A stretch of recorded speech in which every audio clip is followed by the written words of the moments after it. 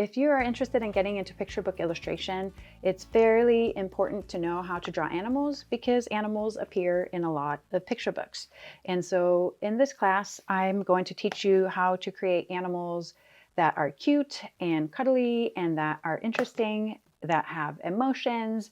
And we also talk about how to create animals, anthropomorphized animals where they walk on 2 feet and they might be wearing clothes. And I've learned a lot of tips and tricks over the years as an artist and an illustrator, and I'm going to be sharing those lessons learned with you in this class. And by the end of the class, you'll have created a series of animal sketches, and we are going to be working on kind of a simplified one, then one that has a little bit more details in it, and then one where we take the same character and we put it on 2 feet and give it kind of human-like characteristics. I'm Mirka, and I'm an author and an illustrator, and I worked with publishers big and small over the last 5 years to create several different kinds of books. I've done picture books and graphic novels and nonfiction books.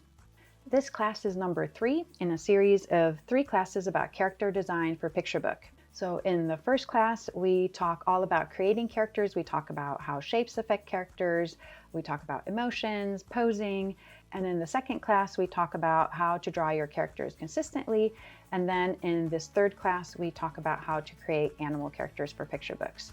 And while it's not required to watch the first 2 classes before jumping into this one, it will be helpful if you want to jump into those a little bit later or just kind of skim through them to get the basic ideas for character design for picture books. A lot of the principles that I cover in those classes also apply for this third class for animal characters.